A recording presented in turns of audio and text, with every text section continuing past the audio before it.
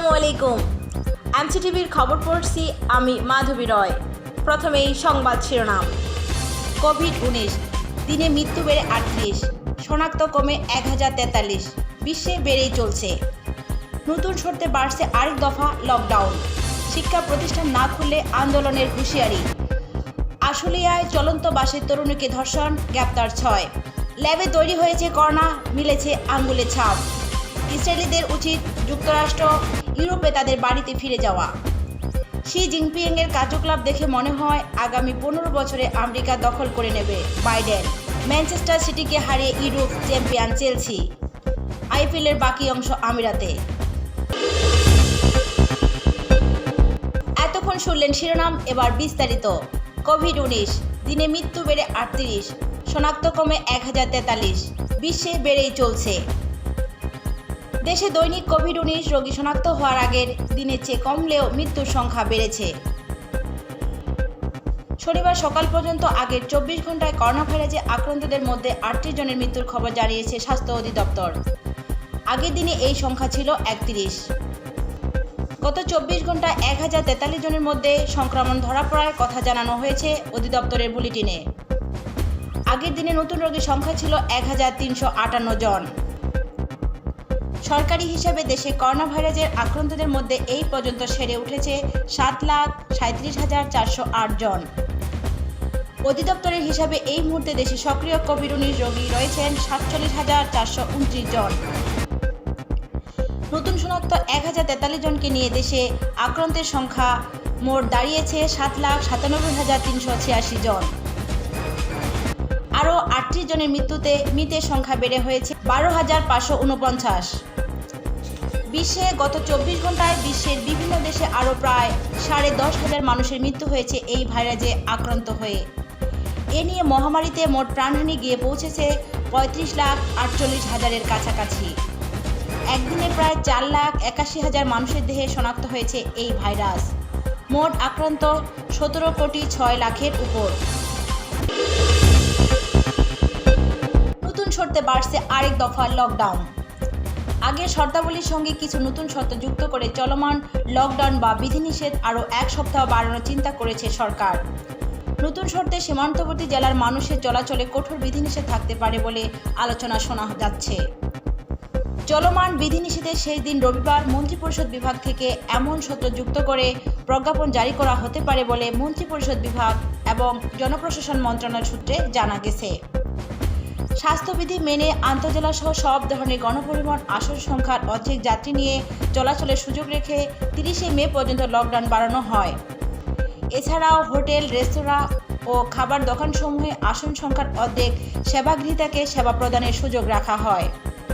গত বছরের 18 মার্চ দেশে প্রথম করোনা সংক্রমণ শুরু হলে 18 মার্চ থেকে সব ধরনের শিক্ষা প্রতিষ্ঠান বন্ধ রাখা হয়। আর 26শে মার্চ থেকে টানা 66 দিন অফিস বন্ধ থাকে। আগামী 12 জুন পর্যন্ত শিক্ষা প্রতিষ্ঠানের ছুটি ঘোষণা করা আছে। শিক্ষা প্রতিষ্ঠান না খুললে আন্দোলনের হুঁশিয়ারি।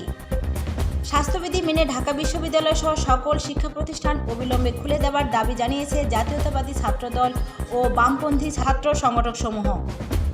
দাবি না মানলে আন্দোলন অব্যাহত রাখার ঘোষণাও দিয়েছে তারা। শনিবার পৃথক কর্মসূচি থেকে এই দাবি জানায় সংগঠনগুলো। শনিবার সকালে ঢাকা বিশ্ববিদ্যালয়ের রাজু ভাস্কর্যের পাদদেশে বিক্ষোভ সমাবেশ করে ছাত্রদল। সমাবেশে অতি দ্রুত শিক্ষা প্রতিষ্ঠান খুলে দেওয়ার পাশাপাশি মাদকমুক্ত ক্যাম্পাস বিনির্মাণের দাবি তোলেন তারা। সমাবেশে জাতীয়তাবাদী ছাত্রদল কেন্দ্রীয় সংসদের সভাপতি ফজলুর রহমান খোকন, সাধারণ সম্পাদক ইকবাল হোসেন শ্যামল সহ আরও উপস্থিত ছিলেন ঢাকা বিশ্ববিদ্যালয়, জগন্নাথ বিশ্ববিদ্যালয়, Dhaka college, Tejgaon college, Titumir college, Eden মহিলা কলেজ ও কবি নজরুল কলেজের নেতৃবৃন্দ। বিক্ষোভ সমাবেশের সঞ্চালনা করেন ছাত্রদল ঢাবি শাখার আহ্বায়ক কমিটির সদস্য সচিব আমানুল্লাহ আমান।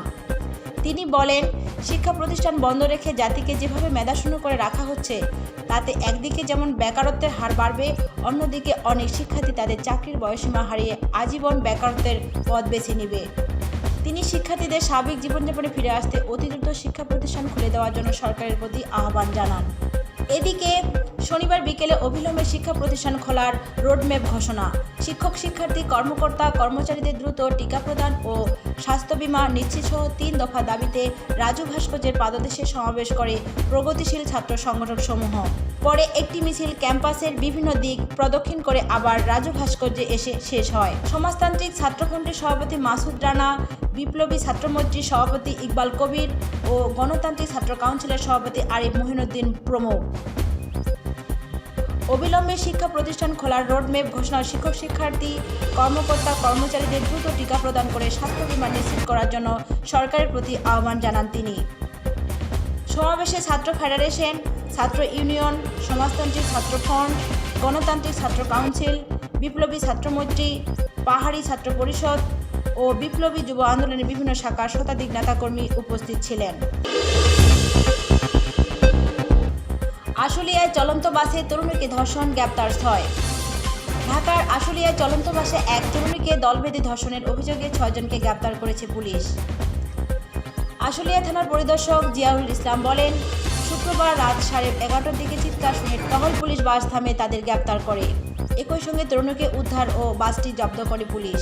গ্রেপ্তারকৃতরা হলেন ঢাকার তুরাগ থানার গুলবাগ ইন্দ্রপুর ভাসমান গ্রামের নজরুল ইসলামের ছেলে আরিয়ান, কুষ্টিয়া দৌলতপুর থানার তারাগুড়া এলাকার আতিয়ারের ছেলে সাজু, বগুড়ার দুপচাচিয়া থানার জিয়ানগর গ্রামের শামসুল মিয়ার ছেলে সাইফুল ইসলাম, একই জেলার ধনুর থানার ঘাটিয়ামারি এলাকার সুলতান মিয়ার ছেলে সুমন মিয়া, একই এলাকার তফাজ্জল হোসেনের ছেলে সোহাগ, নারায়ণগঞ্জের বদর থানার ধামদর এলাকার জহুরুদ্দিনের ছেলে মনোয়ার। 22 বছর বয়সী এই তরুণী শুক্রবার রাতে তাদের বিরুদ্ধে থানায় মামলা করেছেন। পরিদর্শক জিয়াউল মামলার বরাতে বলেন, তরুণী মানিকগঞ্জের বোনের বাসা থেকে শুক্রবার সন্ধ্যা 6:30টার দিকে নারায়ণগঞ্জের বাসে ওঠেন। রাত 8টার দিকে আশুলিয়ার নবীনগর বাস স্ট্যান্ডে নেমে অন্য বাসের জন্য অপেক্ষা করছিলেন। সে সময় পূর্ব পরিচিত নাজমুল নামে এক ব্যক্তির সঙ্গে তার দেখা হয়। তারা দুজন রাত 9টার দিকে নিউ গ্রাম বাংলা মিনি বাসে ওঠেন। বাস গন্তব্যে যাওয়ার আগেই অন্য যাত্রীদের নামিয়ে দেন বাস শ্রমিকরা। তারা তরুণীকে জোরপূর্বক বাসে করে নিয়ে আবার নবীনগরের দিকে ফেরেন এবং দল বেঁধে ধর্ষণ করেন বাসের চালক সুমন, সহকারী মনোয়ার ও সুপারভাইজার সাইফুল ইসলাম সহ 6 জন। তখন তরুণীর সঙ্গী নাজমুল চিৎকার করলে টহল পুলিশ বাস থামিয়ে তাকে উদ্ধার করে, গ্রেপ্তার করে 6 জনকে। জব্দ করা হয় বাস। তরুণীকে ডাক্তারি পরীক্ষার জন্য ঢাকা মেডিকেল কলেজ হাসপাতালে পাঠানো হয়েছে বলে জানিয়েছে আশুলিয়া থানার পরিদর্শক আব্দুর রশিদ। গ্রেপ্তারকৃতদের 4 দিনের রিমান্ডে চেয়ে আদালতে পাঠানোর প্রস্তুতি চলছে বলেও তিনি জানান। এবার আন্তর্জাতিক। ল্যাবে তৈরি হয়েছে করোনা, মিলেছে আঙ্গুলের ছাপ।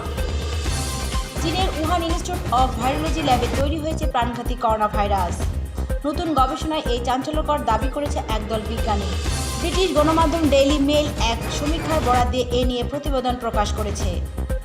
প্রতিবেদন অনুযায়ী সমীক্ষায় বলা হয়েছে, ভাইরাসটি প্রস্তুত করার পরে চীনা বিজ্ঞানীরা এটিকে প্রযুক্তিগতভাবে প্রতিস্থাপন করার চেষ্টা করেছিলেন, যা দেখে মনে হয় ভাইরাসটি বাদুড়ের থেকে ছড়িয়ে পড়েছে।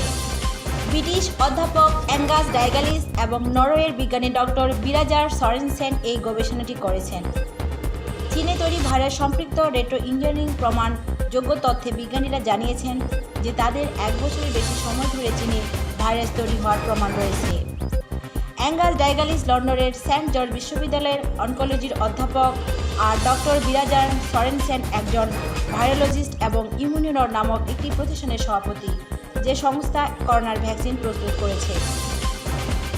গবেষণায় বলা হয়েছে যে উহান ল্যাবে ডেটা ইচ্ছাকৃতভাবে ধ্বংস করা হয়েছে। এই গোটা বিষয়টিকে লুকানোর চেষ্টা করা হয়েছে। বিজ্ঞানীরা জানিয়েছেন, আমরা যখন দুজনেই ভ্যাকসিন তৈরির জন্য করোনার নমুনাগুলো অধ্যয়ন করছিলাম, তখন ভাইরাসটিতে একটি বিশেষ আঙ্গুলের ছাপ পাওয়া যায়। ইসরায়েলিদের উচিত যুক্তরাষ্ট্র, ইউরোপে তাদের বাড়িতে ফিরে যাওয়া। ইরানের আল কুদস বাহিনীর প্রধান সামরিক কমান্ডার ইসমাইল গনি গত শনিবার বলেন, গোটা ফিলিস্তিনি শাসন করার কথা ভাবা উচিত ফিলিস্তিনদের, আর ইসরায়েলিদের উচিত এই ভূখণ্ড ছেড়ে যুক্তরাষ্ট্র ও ইউরোপে তাদের বাড়িতে ফিরে যাওয়া। বিদেশে অভিযান পরিচালনায় কাজ করে ইরানের আল কুদস ফোর্স। 2020 সালের জানুয়ারিতে বাগদাদ আন্তর্জাতিক বিমানবন্দরে মার্কিন গুপ্ত হামলায় কমান্ডার কাসেম সালাইমানি নিহত হওয়ার পর ইসমাইল গনি এই বাহিনীর প্রধান হন।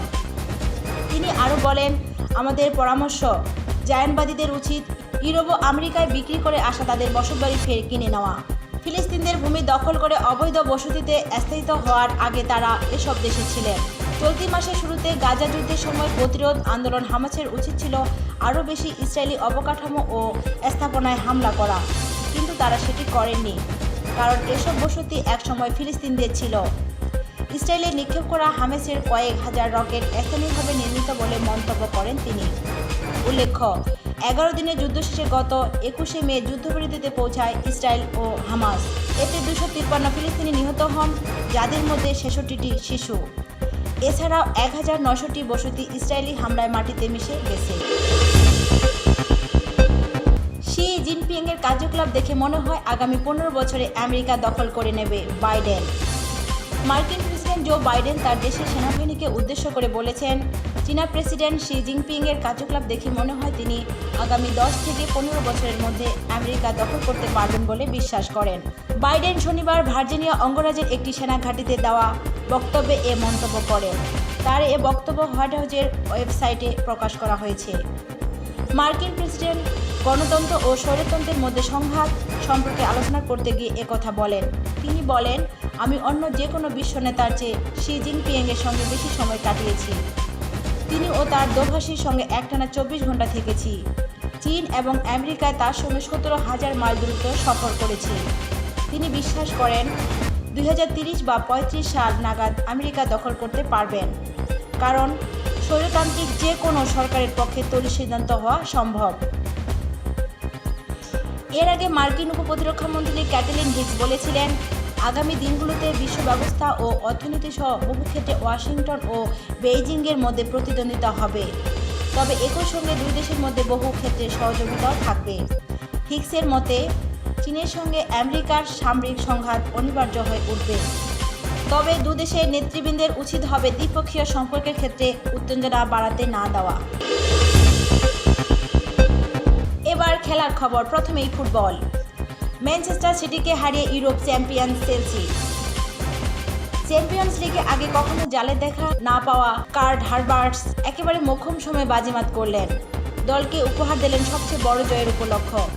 ম্যানচেস্টার সিটিকে হারিয়ে ইউরোপ সেরার আসনে বসলেন টমাস টুখেলের চেলসি। পোর্তোর এস্তাদিও দো দ্রাগাওয়ে শনিবার অল ইংলিশ ফাইনালে দাপুটে ফুটবল খেলে 1-0 গোলে জিতেছে চেলসি। ইউরোপ সেরা প্রতিযোগিতায় দ্বিতীয়বারের মতো চ্যাম্পিয়ন হল স্টামফোর্ড ব্রিজের দলটি। চ্যাম্পিয়ন্স লিগে এই নিয়ে তৃতীয়বার ফাইনালে উঠে দুবার শিরোপা জিতল চেলসি। 2007-8 আসরে প্রথমবার ফাইনালে উঠে ম্যানচেস্টার ইউনাইটেডের বিপক্ষে টাইব্রেকারে হেরেছিল তারা। 4 বছর পর বায়ার্ন মিউনিখকে টাইব্রেকারে হারিয়ে প্রথম ইউরোপ সেরার মুকুট পড়েছিল দলটি। 27তম মিনিটে ফিল ফোডেনের শর্ট স্লাইড ট্যাকেলে আটকান অ্যান্তোনিও রুডিগার। 8 মিনিট পর পাল্টা আক্রমণে ডি বক্সে ঢুকে পড়েছিলেন হাভার্টস। দারুণ ট্যাকেলে বিপদ হতে দেননি আলেকসান্দার জিনচ্যাঙ্গো। এই কোচের ছোঁয়ায় আমূলে বদলে যায় দলটি।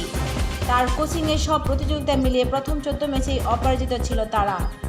শেষ পর্যন্ত এবারের প্রিমিয়ার লিগ তারা শেষ করছে চতুর্থ হয়ে। আর এবার চ্যাম্পিয়ন্স লিগ জয় সত্যি অবিশ্বাস্য।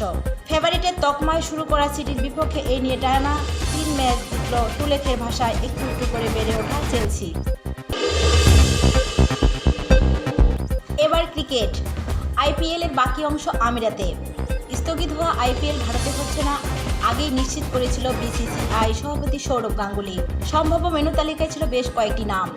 শেষ পর্যন্ত টুর্নামেন্টের বাকি অংশ আয়োজনের জন্য সংযুক্ত আরব আমিরাতকে বেছে নিয়েছে ভারতীয় বোর্ড। বিসিসিআই এর শনিবারের বিবৃতিতে জানানো হয়েছে, সেপ্টেম্বর-অক্টোবরে ভারতে বর্ষা মৌসুম হয় আইপিএলের এবারের আসর আমিরাতে আয়োজন করতে চায় কর্তৃপক্ষ। এই দিনে হওয়া বোর্ডের ভার্চুয়ালি মিটিংয়ে নেওয়া হয়েছে এই সিদ্ধান্ত। কয়েকদিন ধরে আইপিএল আয়োজনের জন্য যথোপযুক্ত উইন্ডোর খোঁজে ছিল বিসিসিআই। গণমাধ্যমের খবর, ভারত ইংল্যান্ডের সিরিজ 1 সপ্তাহে এগিয়ে আনার অনুরোধ ইসিবিকে করেছিল বিসিসিআই, তবে পরে ইংলিশ বোর্ডের পক্ষ থেকে এমন অনুরোধ না পাওয়ার কথা নিশ্চিত করা হয়। আগামী 10 সেপ্টেম্বর শুরু হবে 5 ম্যাচের ওই সিরিজের শেষ টেস্ট। এরপর অক্টোবরের মাঝামাঝিতে ভারতে শুরু হওয়ার কথা টি-20 বিশ্বকাপ। আইপিএল শেষ করতে মাঝের 1 মাস সময়কে কাজে লাগাতে চায় ভারত। এখনও বাকি রয়েছে টুর্নামেন্টের ফাইনাল সহ 31টি ম্যাচ। এ নিয়ে টানা তৃতীয়বারের মতো আরব আমিরাতকে হতে যাচ্ছে আইপিএল। ভারতে করোনা ভাইরাসের প্রকোপে টুর্নামেন্টের গত আসরে পুরোটা হয়েছিল এই দেশে। শেষ করছি এমসিটিভির খবর, তার আগে শিরোনাম আরও একবার। কোভিড-19, দিনে মৃত্যু বেড়ে 38, শনাক্ত কমে 1043, বিশ্বে বেড়েই চলছে। নতুন শর্তে বাড়ছে আরেক দফা লকডাউন। শিক্ষা প্রতিষ্ঠান না খুলে আন্দোলনের হুঁশিয়ারি। আশুলিয়ায় চলন্ত বাসের তরুণীকে ধর্ষণ, গ্রেপ্তার 6। ল্যাবে তৈরি হয়েছে করোনা, মিলেছে আঙ্গুরের ছাপ। ইসরায়েলিদের উচিত যুক্তরাষ্ট্র, ইউরোপে তাদের বাড়িতে ফিরে যাওয়া। শি জিনপিংয়ের কার্যকলাপ দেখে মনে হয় আগামী 15 বছরে আমেরিকা দখল করে নেবে বাইডেন। ম্যানচেস্টার সিটিকে হারিয়ে ইউরোপে চ্যাম্পিয়ন চেলসি। আইপিএলের বাকি অংশ আমিরাতে। এই ছিল এমসিটিভির খবর। এতক্ষণ আমাদের সঙ্গে থাকার জন্য ধন্যবাদ সবাইকে।